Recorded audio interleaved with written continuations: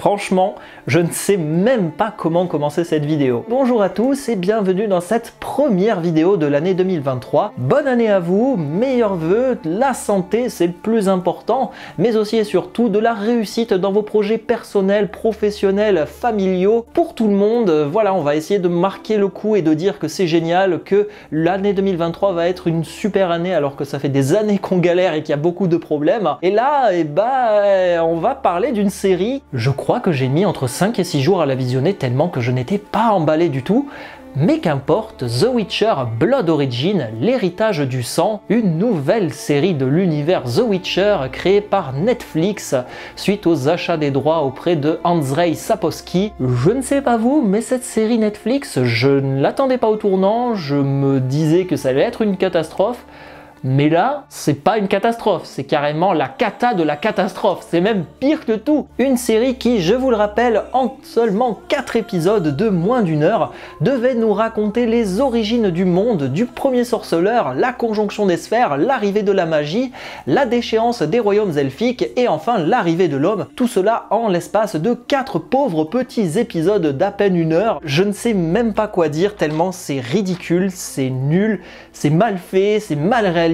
C'est catastrophique. Ça va être une vidéo où je vais extérioriser toute ma frustration de 2022 et malheureusement, ou peut-être heureusement, c'est Blood Origin qui passe à la casserole et qui va s'en prendre plein la gueule. Pour ma part, il n'y a rien à sauver si ce n'est une chose, et je le dis de suite comme ça au moins après on passera que sur du négatif, la seule chose que je sauve, allez, je vais être mauvaise langue, je vais peut-être même en sauver deux, allez, je suis joueur, je vais sauver les musiques de Bear McCreary, un compositeur que j'apprécie, qui avait notamment réalisé les bandes originales des 2 derniers God of War sur PlayStation, et qui est aussi connu pour avoir réalisé les bandes originales de plusieurs films et séries, notamment la série Le Seigneur des Anneaux, Les Anneaux de Pouvoir. C'est vrai que la musique dans une série, lorsque la série ne me plaît pas, c'est pas la chose que je vais remarquer le plus, mais là il y avait tellement rien à dire, tellement rien à sauver que la musique, voilà, je me suis dit tiens, allez, il y a 2-3 thèmes qui sont sympas, voilà, c'est tout. Et la deuxième chose que je sauverai, eh bien c'est la conjonction des sphères. Visuellement, c'est le seul moment que j'ai trouvé réussi, ça dure 2 minutes, top chrono, mais dans cette série, c'est peut-être juste la petite fraise qui est bien goûtue que tu vas poser gentiment sur le gros caca qui s'appelle Blood Origin. Voilà, c'est les 2 seules choses que je sauverai, le reste, je ne veux plus jamais en entendre parler. Donc on va revenir rapidement sur les choses qui m'ont agacé et pourquoi cette série est une catastrophe du point de vue scénaristique, qu'est-ce qu'il ne fonctionne pas et pourquoi elle présente un gros défaut pour l'univers de The Witcher et notamment pourquoi j'ai peur pour la prochaine saison. Alors, on va faire un petit peu le job manière critique cinéma. Qu'est-ce qui va pas? Tout, rien ne va. Les effets spéciaux sont ratés, à part la conjonction des sphères que je trouve à peu près potable. Les costumes sont nuls, sont moches, ça manque d'inspiration. On sent que c'est du carton, les décors sont en carton.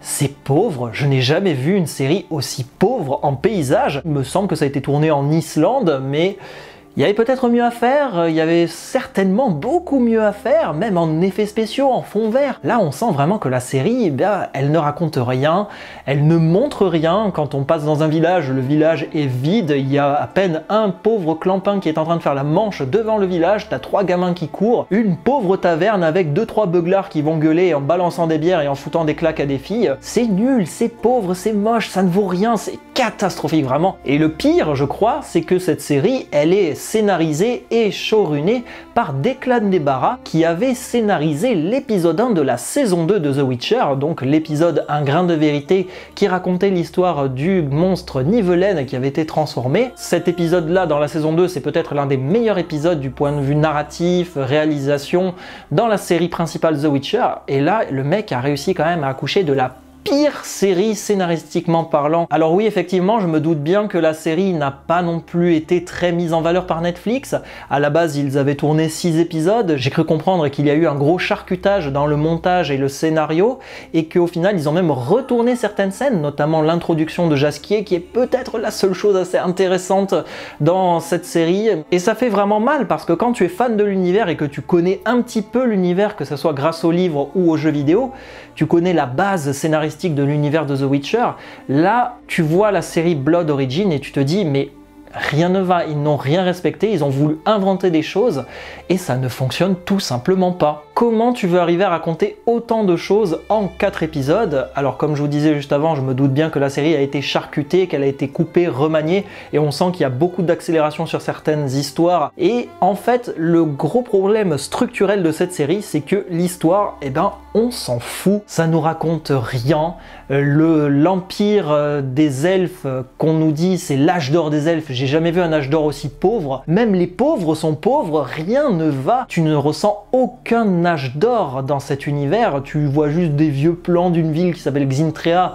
Petit clin d'œil, c'est la future Sintral. Mais même au-delà de ça, il y a quand même quelque chose dans l'univers de The Witcher, c'est la chronologie.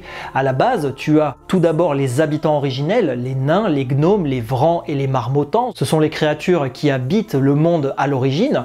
Ensuite, tu as les elfes qui arrivent, puis ensuite les humains qui viennent avec la magie, les monstres et donc le chaos, c'est-à-dire la magie qui est maîtrisée par des êtres. Et ça arrive avec la conjonction des sphères. Donc là, la série, elle a essayé de proposer quelque chose, même si dans les livres officiellement la conjonction des sphères c'est à un moment donné il y a les monstres, la magie et les humains qui apparaissent, on sait pas comment, ça arrive, point final. Effectivement, le livre n'est pas très explicite, donc la série avait cette possibilité d'inventer les choses, mais il faut inventer bien les choses et il faut aussi que ce soit cohérent. Et là où la série s'est vraiment pris les pieds dans le tapis, c'est que dès le départ, tu as des elfes qui sont là, on t'explique pas, il y a plusieurs clans elfes qui se font la guerre, t'as des personnages qui sont là, t'as Eredin, un personnage ultra important, il n'est même pas introduit, il est balancé comme ça, ils lui font une espèce de sous-intrigue avec son compagnon qui n'apporte rien et qui ne révèle rien, et tu as aussi derrière Avalak qui est un mage très puissant, et là c'est juste un mec qui est paumé, qui découvre des bouquins en mode ah super, il y a de la lecture, mais mon gars, t'es l'un des mages les plus connus de l'univers, t'es peut-être l'un des sages les plus puissants, et t'es comme un gars qui débarque dans une bibliothèque et qui n'a jamais vu de bouquin de sa vie. Et là où la série prend vraiment une liberté, c'est-à-dire il y a les elfes, voilà, on va pas plus loin, alors qu'à la base tu as quand même 3 entre guillemets race d'elfes. Tu as les elfes Udod, c'est-à-dire les elfes originels qui viennent du monde des elfes, parce que les elfes ils sont arrivés sur le continent. Tu as ensuite les Aenel donc comme Eredin ou Avalak, ce sont des elfes qui vivent dans un autre monde, mais qui ont surtout une capacité de pouvoir voyager dans l'espace-temps, et notamment entre les mondes, et c'est ça aussi qui caractérise le plus ces personnages, alors que là, dans Blood Origin, ils sont là, on sait pas, ils ont pas de magie, ils comprennent rien, ils sont juste en mode ah je comprends rien, ah il y a des elfes, c'est super. Et ensuite tu as les Aenseid, c'est-à-dire les elfes qui ont migré et qui sont arrivés sur le continent et qui n'ont pas la capacité de voyager entre le monde. Et c'est ça en fait qui différencie les deux clans. Tu as les Aenel qui peuvent voyager et les Aenseid qui ne peuvent pas voyager. C'est pas comme dans Blood Origin où ils vont toucher un monolithe et oh la magie super. C'est pas du tout comme ça, et c'est ça le problème de cette série, elle n'a rien expliqué, elle t'a balancé les infos comme ça. Tu as un mage qui s'appelle Balor qui est capable de voyager entre les mondes et d'activer les monolithes. Alors certes, pour expliquer l'origine de la conjonction des sphères, il fallait un peu une espèce d'objet qui est capable d'expliquer cela. Dans The Witcher, c'est un objet qui ne s'intègre pas forcément, je trouve pas ça très intéressant, et même, ça sort de nulle part, on comprend pas, c'est un objet un peu trop technologique, bientôt il va y avoir des vaisseaux spatiaux, la conjonction est même pas commencée, t'as déjà la magie dans l'univers. Rien n'est cohérent dans cette série. Je pourrais continuer des heures et je pourrais vraiment délier toute la série.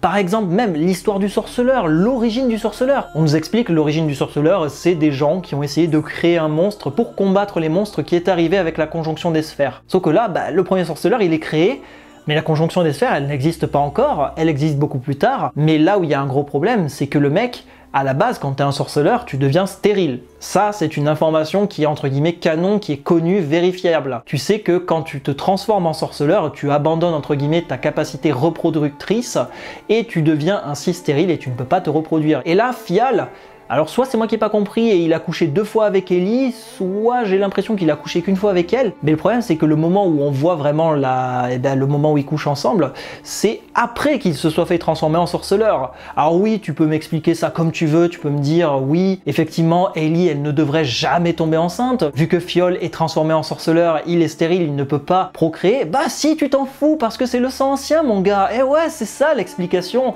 Et ben oui, une alouette, elle tombe enceinte et plus tard ça deviendra une hirondelle. Ah ben comme par hasard, c'est Ciri, Blood Origin, voilà. t'as compris. À la base, le sang ancien, c'est une faculté qui s'acquiert on ne sait pas trop comment. Elle est transmise entre les femmes. Des fois, il y a des gènes actifs ou inactifs entre les hommes et les femmes. Et en fait, c'est Lara Dorren qui a transmis la première ce gène à ses enfants. Mais là où on nous apprend quelque chose, c'est que Lara Dorren, son père, eh bien, c'était le roi des ANL. Les ANL, c'est ceux qui sont capables de voyager dans l'espace-temps, comme j'avais dit au départ, donc Eredin Avalak. Sauf que dans la série Blood Origin, eh bien, ce sont pas des ANL qui conçoivent, entre guillemets, le sang ancien. C'est Fiol et Ailey qui sont des elfes de, entre guillemets, basse naissance, des Aenseid, ceux qui habitent le continent et qui n'ont pas la capacité de voyager dans l'espace-temps. Donc là, aucun sens. La série prend à contre-pied cela. On nous explique que l'Alouette, eh bien, elle tombe enceinte et que Ciri, plus tard, c'est l'hirondelle. Voilà. Bref. On s'en fiche, c'est Blood Origin. Mais en plus, dans cette connerie Origin, il y a aussi un truc qui m'a vraiment agacé, c'est Eredin qui est banni comme ça alors qu'il est rentré sans faire gaffe dans un portail. Il est banni dans un monde et oh bah tiens, le crâne, et la chasse sauvage, voilà. Comment t'expliques ça franchement? J'ai vraiment très peur pour la saison 3 de The Witcher, sachant qu'en plus c'est la dernière saison d'Henry Cavill, que lui-même a entre guillemets plus ou moins avoué s'être barré pour différents scénaristiques et on l'a déjà vu avec la saison 2, il y avait pas mal de différences avec le livre. Franchement, Netflix, vous avez une saga de fou entre les mains et vous faites n'importe quoi. C'est la seule série fantasy de l'année et vous êtes peut-être au bord du précipice à cause d'une série de merde qui s'appelle Blood Origin. Ça sert à rien, je vais pas m'énerver plus. C'était la critique, analyse, avis, punching ball, The Witcher Blood Origin. J'espère ne plus jamais revivre cette chose. Je ne veux plus jamais en entendre parler. Et voilà, j'espère que vous avez aimé peut-être cette série, tant mieux pour vous, moi c'est clairement pas le cas. On s'arrête ici et on se dit à tout bientôt pour d'autres vidéos qui, je l'espère, seront porteuses d'un peu plus d'espoir et de bonnes ondes. Merci à vous et à très bientôt pour d'autres vidéos, salut à vous!